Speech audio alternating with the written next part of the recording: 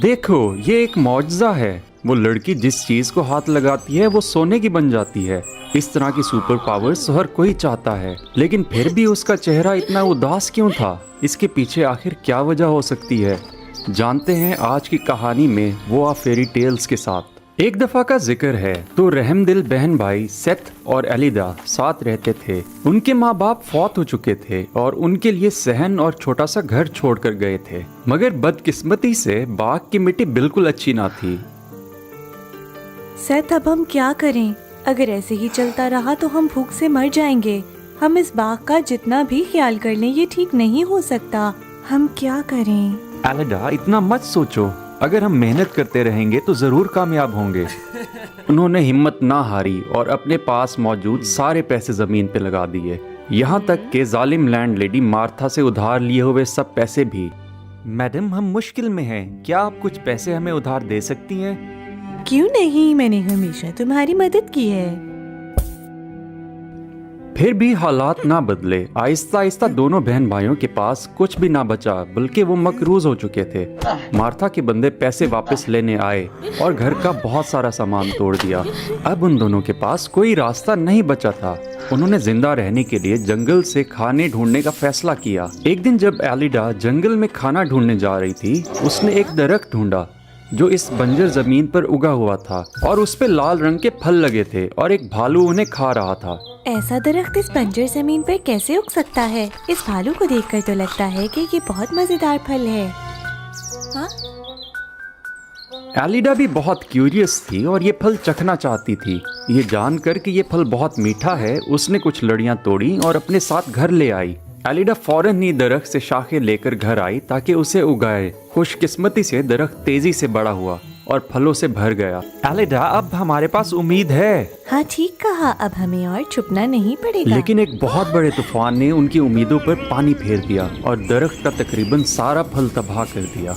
Seth और Aleida ने मायूसी से एक दूसरे को देखा और बचा हुआ फल जमा करने लगे, इस उम्मीद में कि शायद इसको बेचकर कुछ पैसे मिल जाएंगे। बचा हुआ फल बाजार ले जाते हुए सड़क के बीच एलिडा को एक प्यासी चिड़िया की आवाज सुनाई दी। प्लीज मेरी मदद करो, मुझे बहुत प्यास लगी है। रहमदिल होने की वजह से एलिडा फौरन उस चिड़िया की मदद को आई। प्यारी चिड़िया, क्या तुम्हें प्यास लगी है? लो ये फल खाओ, तुम बेहतर महसूस करोगी। मदद के बाद चिड़िया फौरन ठीक हो गई। उसने मुश्किल वक्त में मदद करने पर एलिडा का शुक्रिया अदा किया। बहुत बहुत शुक्रिया, आपने मेरी जान बचाई। मगर आप इतनी दोपहर में यहाँ क्या कर रही हैं? कुछ नहीं प्यारी चिड़िया, ये एक लंबी कहानी है। एलिडा चिड़िया को अपने खानदान की दर्द भरी कहानी सुनाने लगी। चिड़िया सुनती रही और बज़ाहिर कहानी सुनकर उसे काफी दुख पहुंचा।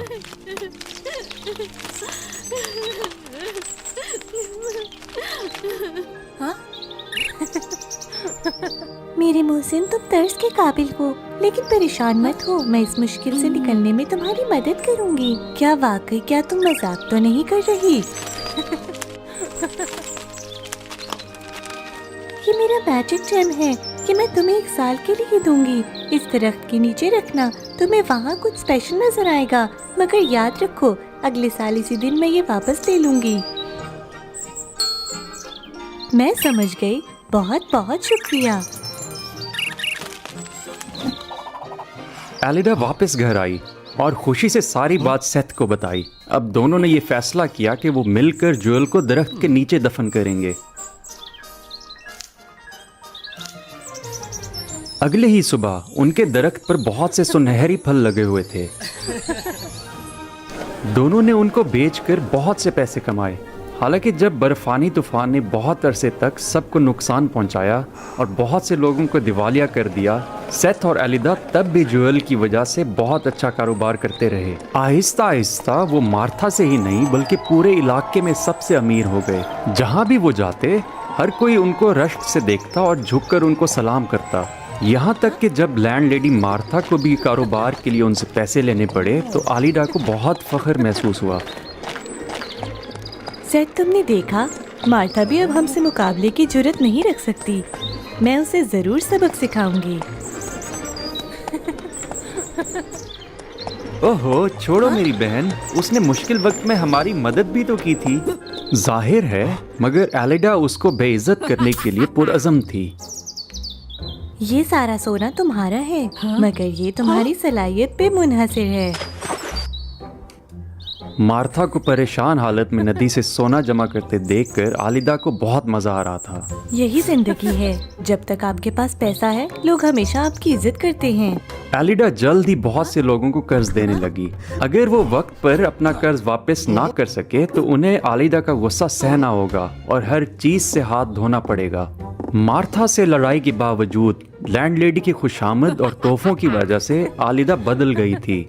यहाँ तक कि उसने कारोबार में भी मिसेस मार्था का साथ दिया। वो उनकी मीठी और लालची बातों में आकर लोगों को नुकसान पहुँचाने लगी। ये ठीक है मिस एलिडा, हमें इन लोगों से इनके घर छीन लेने चाहिए और इन्हें निकाल बाहर करना चाहिए, नहीं तो ये हमारे खिलाफ हो जाएंगे। चलो ठीक है, ऐसा ही करो जैसा तुमने अभी कहा। एलिडा को गलती पे देखकर सेथ कैसे चुप रहता। भाई, आप यहाँ कब आए? एलिडा, तुम अपने रिश्तेदारों के साथ ऐसा क्यों कर रही हो? तुम पे भी मुश्किल वक्त आया था और अब तुम बेरहमी से इनको उसी रास्ते पे धकेल रही हो। क्या मतलब है आपका? माजी में हमने भी दुख भरी जिंदगी गुजारी, मगर किसी को हमारी परवाह न थी। अब सब इसीलिए हमारी इज्जत करते हैं क्योंकि हमारे पास पैसे हैं। हमें अपनी हुकूमत दिखाना होगी, कुछ समझे आप? मैं नहीं समझा और शायद समझना भी नहीं चाहता, लेकिन तुम्हें ये सब करने का कोई हक नहीं। मैं गलती पर हूँ, हमें यहाँ तक लाने में मेरी गलती है। अगर तुम खुश नहीं तो वापस उसी जिंदगी में जा सकते हो, मगर मैं कभी वापस नहीं जाना चाहती। अगले दिन सेथ को देखकर एलिडा को कुछ ना हुआ। वो बेरुखी से मुड़ी और वहां से चली गई। वक्त तेजी से गुजरा और चिड़िया के साथ वादे का वक्त पूरा होने लगा। एलिडा तन्हाई में सोच रही थी। वो चिड़िया को खजाना वापस नहीं करना चाहती थी। वक्त तेजी से गुजरता है। इस चोल की वजह से मैं आज यहाँ हूँ, मगर मैंने इसे वापस कर दिया तो क्या हर चीज पहले की तरह हो जाएगी? नहीं, मैं इसे वापस नहीं कर सकती। उसने अच्छे से दरख्त के नीचे उस ज्वेल की हिफाजत का इंतजाम किया ताकि कोई चिड़िया उसे ले ना जाए। तुम लोगों को बहुत ज्यादा एहतियात से काम लेना होगा। कोई भी और कुछ भी इसके करीब ना आने पाए। जैसे आपका हुक्म। मुकर्ररा दिन पर चिड़िया अपने जैम लेने वापस दरख्त के पास आई, मगर सिपाहियों के पीछा करने पर वो चिड़िया गुस्से से उड़ गई। लेकिन कुछ ही देर बाद चिड़िया ने सारे झुंड को बुलाया और हर चीज को ऊपर नीचे कर दिया। एलिडा जानती थी कि वो अब कुछ नहीं कर सकती। उसको एक आइडिया आया। अब क्या करूं? ये चिड़िया तो हर तरफ हैं। हाँ, एक आइडिया है। जल्दबाजी में एलिडा ने वो जेम निकाला और उसे निगल लिया ताकि चिड़िया उसे ले ना सके। जैसे ही उसने जेम निगला, उसकी खुशी की इंतहा ना रही। उसका पूरा जिस्म गोल्डन हो गया था। जिस चीज को भी वो हाथ लगाती वो चीज सोने की बन जाती। ये सब देखकर चिड़िया को बहुत गुस्सा आया और वो उड़कर वापस चली गई। तुम्हें इसकी कीमत चुकाना होगी लालची औरत। कीमत चुकाना होगी? मैं हर चीज को सोने में बदल सकती हूँ। क्या कीमत है जो मुझे देना होगी? मगर जैसा कि चिड़िया ने कहा था, उसकी खुशी ज्यादा देर ना रह सकी। इसके बाद एलिदा के साथ जो हुआ वो उसे कभी भुला ना पाई। वो जिस खाने को भी हाथ लगाती वो सोना बन जाता, जिसकी वजह से उसका खाना पीना मुश्किल हो गया। अगर वो जानवरों को हाथ लगाती तो वो भी सोने के बन जाते। मगर इतना सोना चांदी होने के बावजूद और इसकी तवक्का के बिल्कुल मुख्तलिफ लोग इससे दूर होते गए। मैंने सुना है एलिडा जिस चीज को हाथ लगाए वो सोना बन जाती है। हाँ, ये सच है। उसके करीब मत जाना, तुम भी सोना बन जाओगी। इससे भी बुरा ये हुआ कि क्रिसमस के दिन एलिडा बहुत बीमार पड़ गई, मगर उसका ख्याल रखने वाला कोई ना था। कोई है जो मेरी मदद करे। मुझसे अब और बर्दाश्त नहीं होता। तुम्हारी मदद? तुम्हारे ख्वाबों में कोई तुम्हारे करीब नहीं आना चाहता। वहीं पड़ी रहो और अपनी मौत का इंतजार करो। माफ कीजिएगा मालकिन, हम भी नहीं रुक सकते। मेरे घर वाले मेरे मुंतजिर हैं। मार्था, तुम क्या हुआ? अब तुम बस एक मरता हुआ इंसान हो, मुझसे बात करने के लायक नहीं। चलो चले। भूख से निढाल उदास और इतने बड़े कमरे में तन्हा एलिडा ने पुराने क्रिसमस कार्ड को देखा जो बहुत पहले उसके भाई ने उसे दिया था। उसे याद आया कि मुश्किलात के बावजूद वो दोनों एक साथ कितने खुश थे। वो अपने भाई से मिलना चाहती थी। वो अपनी सारी दौलत देने को तैयार थी। मुझे सेथ से मिलने जाना होगा। इस सोच के आते ही एलिडा बिस्तर से निकली और सेथ को ढूंढने निकली। बहुत सी मुश्किलात के बाद वो अपने पुराने घर पहुंच ही गई। एलिडा को अपना भाई एक पुराने से घर में मिला, मगर घर में सब लोग खुश थे। सब क्रिसमस मनाने में इकट्ठे थे। पता चला कि गुर्बत के बावजूद अपने अच्छे इखलाक की वजह से हर कोई सेथ से प्यार करता था। मेरे बरक्स इतना सोना होने के बावजूद कोई भी मेरे साथ नहीं रहना चाहता। वो जल्दी से घर में दाखिल हुई, लेकिन उसके पुराने रवैयों की वजह से गांव वालों ने इसको देखते ही भागना चाहा। एलिडा, तुमने हमारी जमीनें चुराई थी, तुम्हारी हिम्मत कैसी वापस आने की?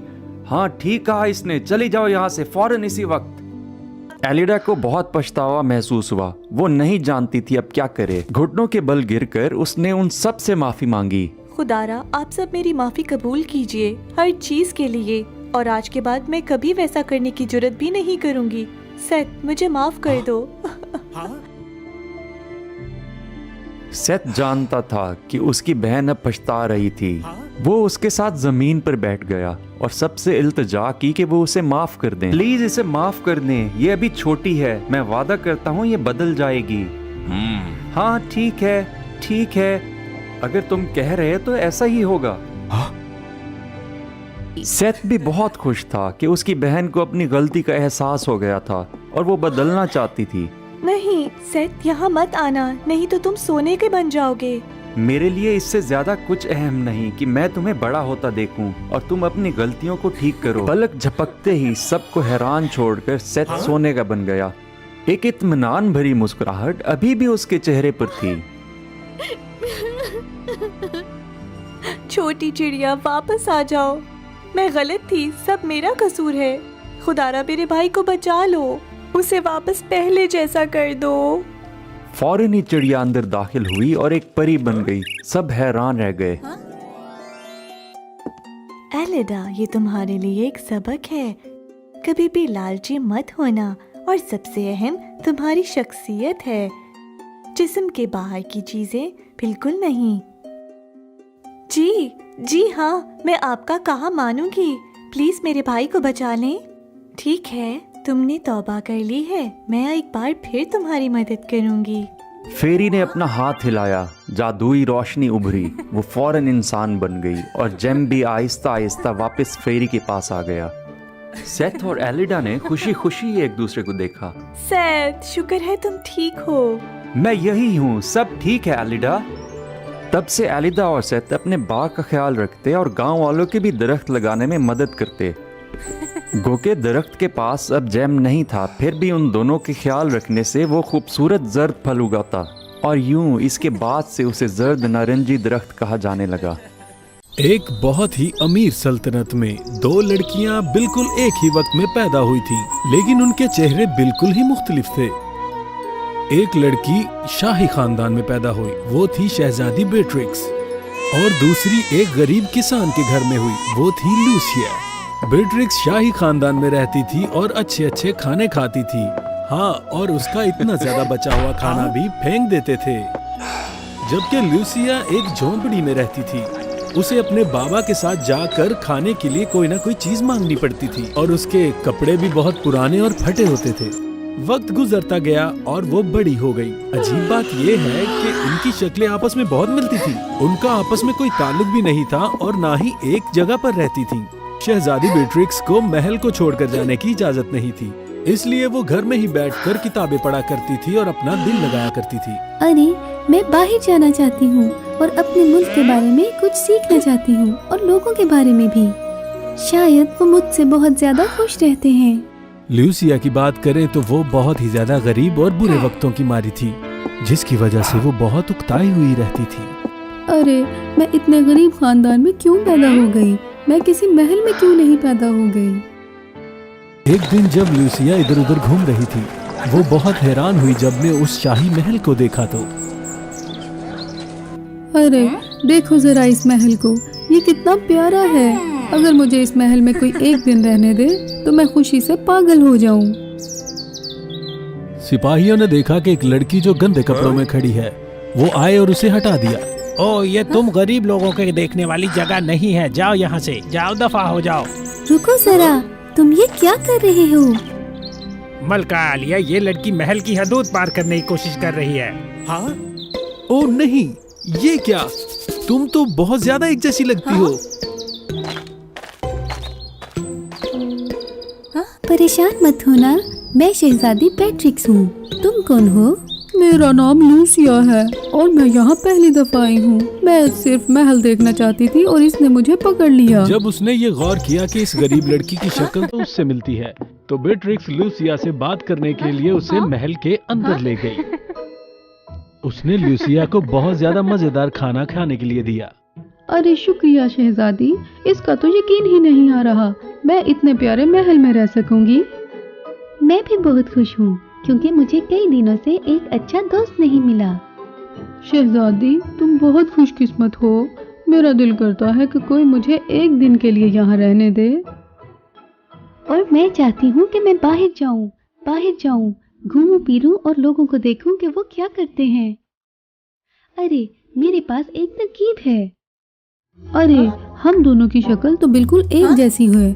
क्या कहती हो कि अगर हम अपने किरदार बदल लें? तुम शहजादी बनकर रहना जब तक मैं वापस नहीं आ जाती। देखो, इस तरह से हम दोनों की ख्वाहिशें पूरी हो जाएंगी।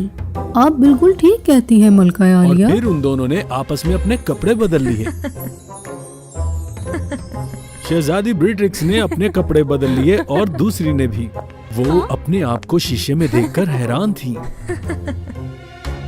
लूसिया, मेरी दोस्त, चीजों का ख्याल रखना जब तक मैं वापस नहीं आ जाती, प्लीज।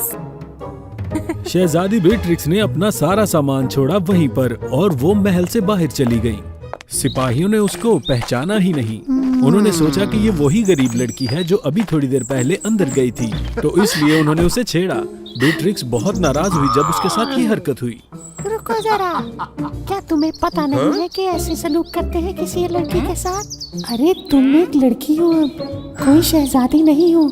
जो तुम ऐसे करोगे इन्हें पता चल जाएगा।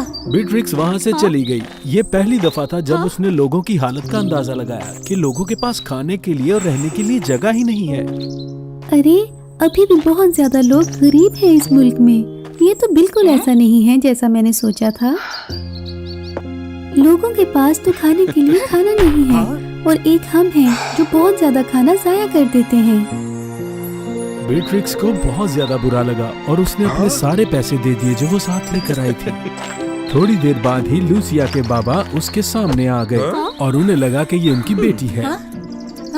लूसिया, तुम घर पर हो, मेरे पास आज पैसे हैं, मैं तुम्हें बहुत मजे का खाना खिलाऊंगा। हाँ, क्या तुम ठीक हो? ठीक हो ना बेटा? कोई बात नहीं अगर नहीं मिले तो। और दूसरी तरफ महल के अंदर लूसिया बहुत ही अच्छा दिन गुजार रही थी। महल के अंदर उसे मजे मजे के खाने खिलाए गए, खूबसूरत लिबास दिए गए पहनने के लिए और हर रोज नया दिन। आहिस्ता आहिस्ता लूसिया बहुत ही तेज हो गई। वो चालाक और बुरी हो गई। मेरा दिल चाहता है कि मैं हमेशा इस महल में रहूं एक शहजादी बनके, मगर मेरे पास वो रॉयल एम्बलम नहीं है। वो अभी भी बेट्रिक्स के पास है। मुझे अब क्या करना चाहिए? लूसिया को एक तरकीब आई। उसने एक चोर को बुलाया ये काम करने के लिए।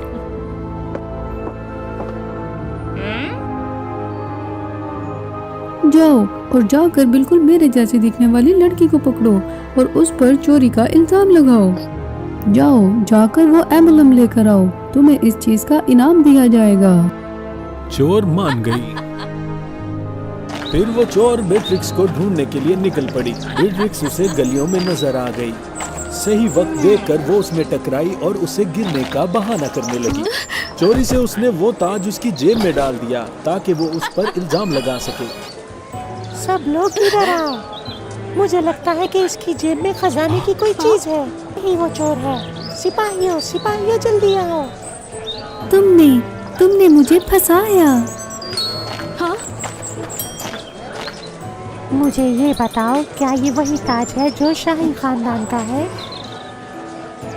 ये तो शहजादी का ताज है, तुमने इसे चोरी करने की हिम्मत कैसे हुई? चलो बादशाह के पास, वही फैसला करेंगे क्या करना है। रुको, मेरे पास एक चीज है मेरी शनाख्त करवाने के लिए। अरे वो कहाँ चला गया? यही तो था, कहाँ चला गया?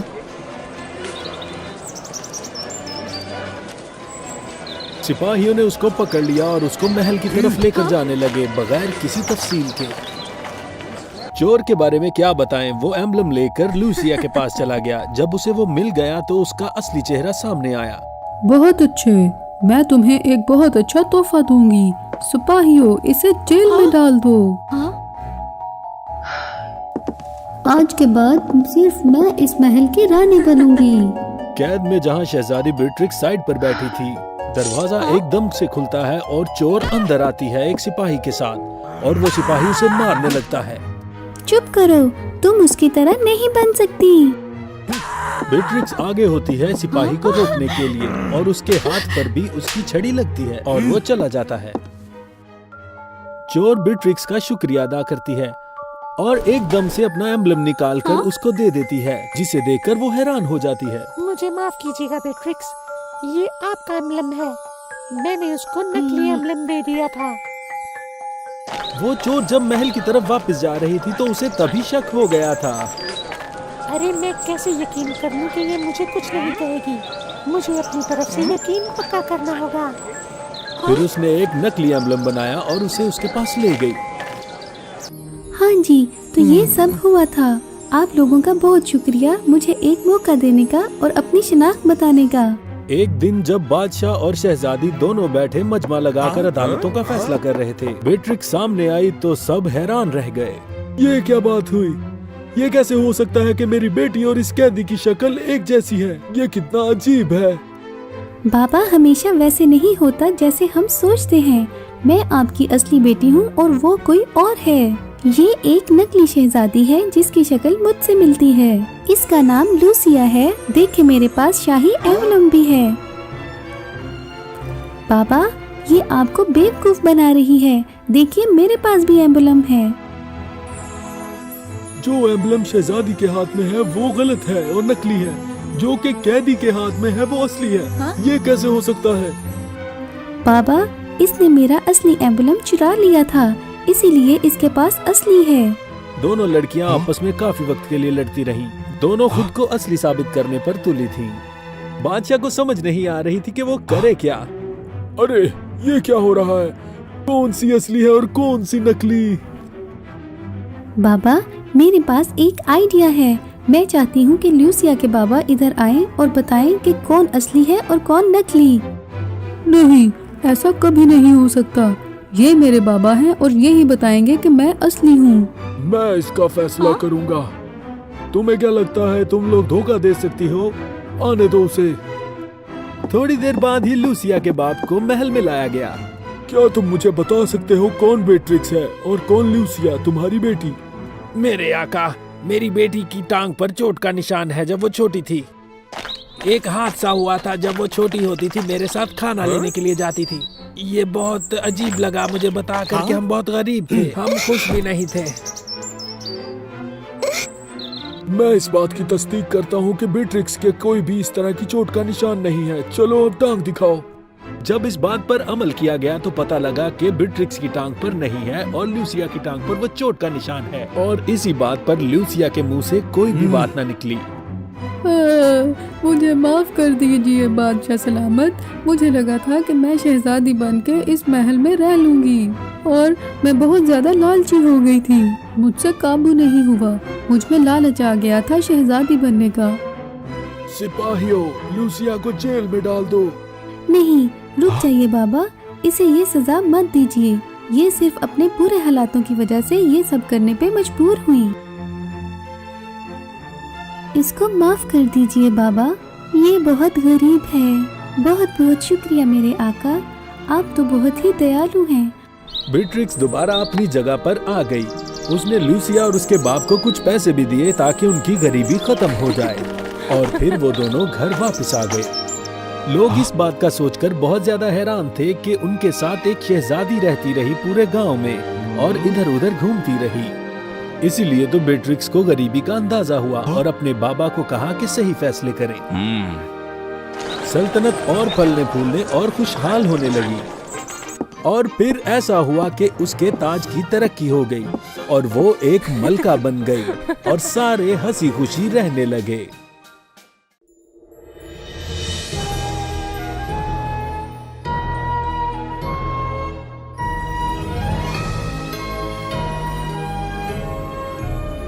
Wow, fairy tales.